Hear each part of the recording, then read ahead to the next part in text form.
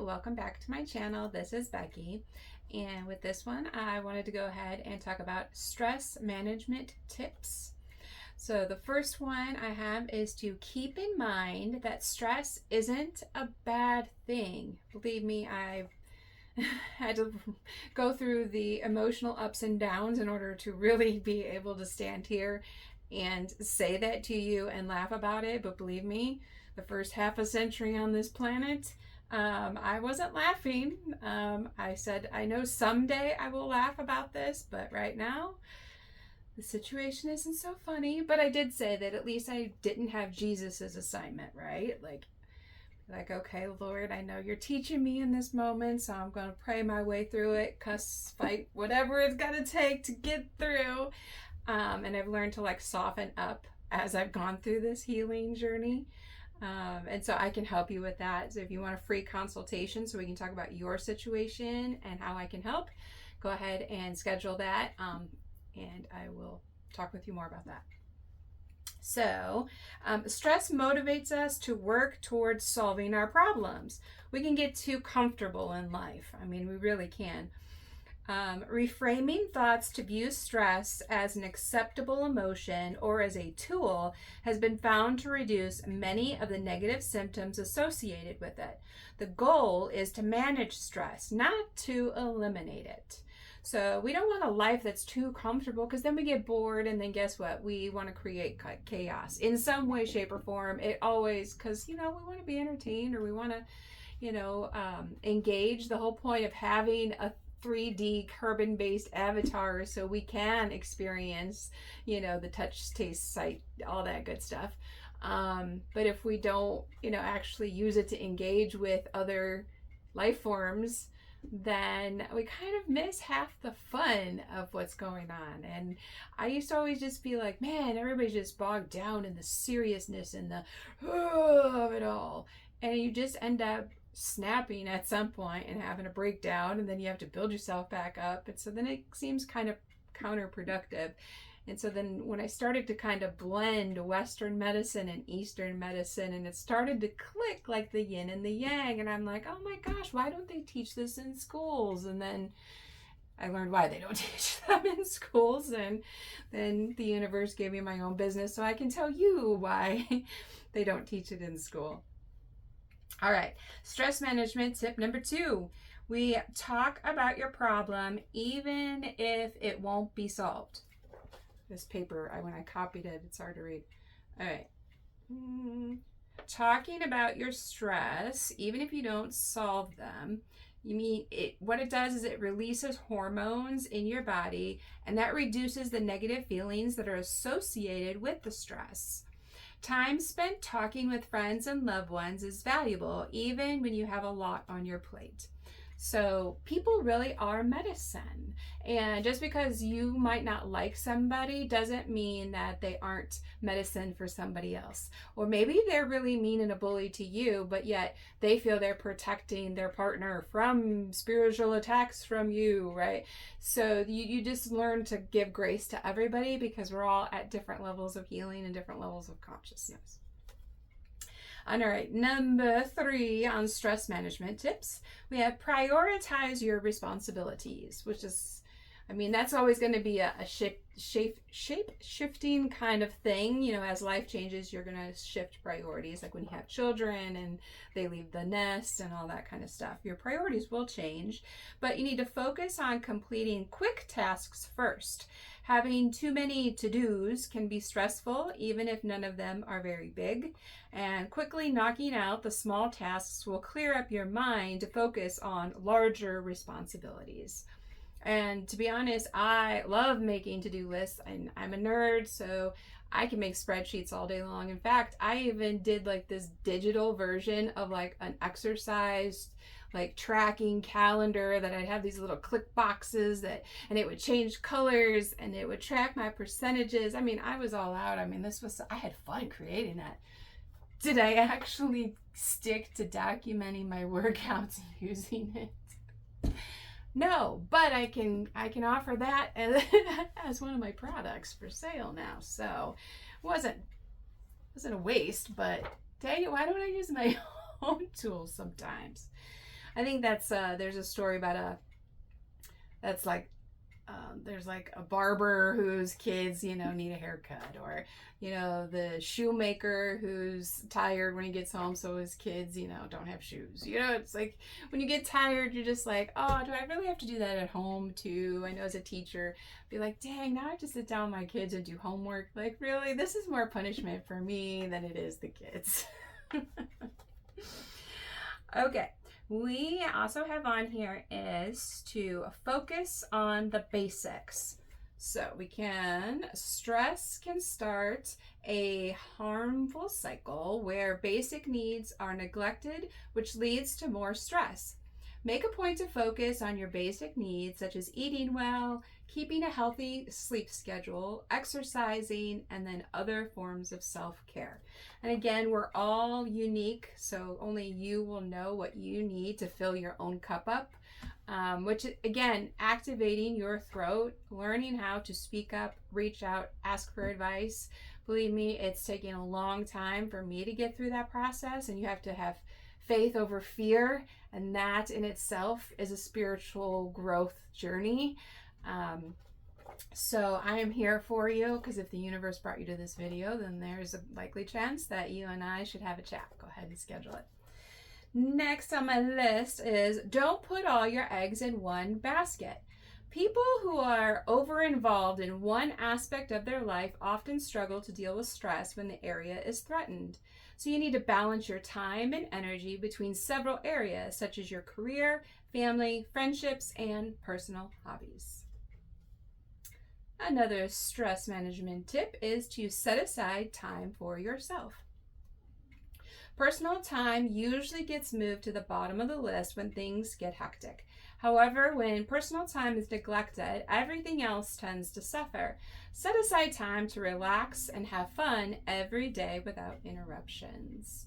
And I know that sometimes we can get like lost in those reward me times. I'm guilty of that too. I'll be like, oh, I really earned this extra piece of pizza. And then I'll be like, well, now you gotta go exercise more. So, yeah, okay, you got the that instant gratification, but now you gotta work twice as hard at the gym. It's like, was it really worth it? Let's make some better choices. Okay, we have also on here is keep things in perspective. In the heat of the moment, little problems can feel like bigger than they are. Take a step back and think about how important your stressors are in a broader context. Will they matter in a week, in a year? Writing about your stressors will help you develop a healthier perspective. And the other piece that I wanted to share with you is about coping skills for anxiety. And this is something that I have really learned how to be present with Eckhart Tolle's The Power of Now, because we can get caught up in the whirlwind of what ifs, and believe me, there are so many multiple timelines that you can go, and you can go, oh my gosh, do I go this way, do I go that way, maybe the universe wants me over here, but my parents want me over there, or my boyfriend wants me here, right? So we have to learn how to cope with, learning how to navigate in the denser energies of the 3D realm.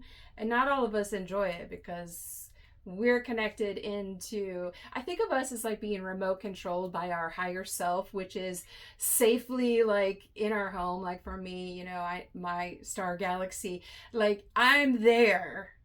And I'm using a remote control because Earth has become so toxic that like the real me is like, I gotta create this carbon life form using some magic, Lord, and then bring her to life with the Holy Spirit, and then we'll go into battle for you. It's like I said, I like being weird, and my tribe does too. So we'll have a lot of fun together. We'll be saving the world together. Oh, it'll be like parachuters, where you all jump out skydiving, and then you all like kind of like get together and you hold hands, We'll be like Power Rangers. I know, I'm silly. All right. So one of the main tricks that I use, and I've kind of exampled it, I'll go, and that is deep breathing. That is my little quick reset. And I think I've demonstrated in another video is the box breathing, which is a 4-4 count. And there are other ones. And there's also like on YouTube, there were free ones that also have visuals that go with it. And it would have like the sound of the water in the background, and you would see the ocean waves. But then it would also have like controlled breathing. That was like this dot that you would, I'm sorry, I'll have to find the link for it. Because you would follow the dot, and it would visually go up when you were supposed to inhale, and it would go across if you were supposed to, hold your breath, and then it would come down when you're exhaling. So it gave the visual as well. So then if you have someone who maybe is deaf, they would have that visual as well to do the breathing exercises. So all right, so deep breathing is a simple technique that's excellent for managing emotions. Not only is deep breathing effective, it's also discreet and easy to use at any time or place. Even here, just real quick, right? And then we can regroup and move forward. And that has taken me a lifetime of being able to handle stress after stress after stress, almost like the oldest sister in, what's that cartoon my granddaughter's like with the magical family? With the house madrigal. If you know what I'm talking about. Oh, Encanto. That's it. The Encanto, right? So we're going to sit comfortably, place one hand on our abdomen. You're going to breathe in through your nose deeply enough that the hand on your abdomen rises. Then you hold the air in your lungs and then exhale slowly through your mouth with your lips puckered as if you were blowing through a straw. I used to tell the kids, think of yourself as if you were blowing out birthday candles, and I would have them hold up like their finger and pretend it was a birthday candle. My daughter had to do that once for like an asthma test. They had like a visual of a candle and she had to blow into this breathalyzer, so I kind of used that concept and transferred it into with the coping breathing, right? So I would have them hold their finger like a candle and do the on the exhale.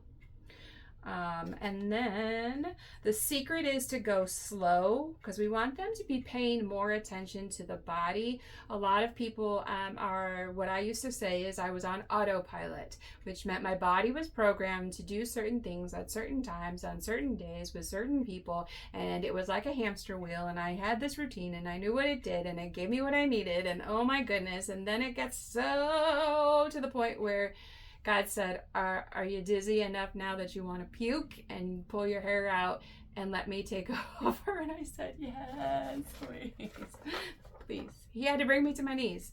So if you're at that point or you feel like, I think I'm going to be there soon, please reach out, 219-252-1972. All right, another thing you can do to help with anxiety is called progressive muscle relaxation. And what this is you're tensing and relaxing the muscles throughout your body. You can achieve a powerful feeling of relaxation. And anybody who's done like a yoga class where at the end you're in sasana, which is you're just laying on the ground, kind of cooling down, calming down, relaxing. And they'll tell you, to kind of like clench your fists, and then you would relax them, stretch them out.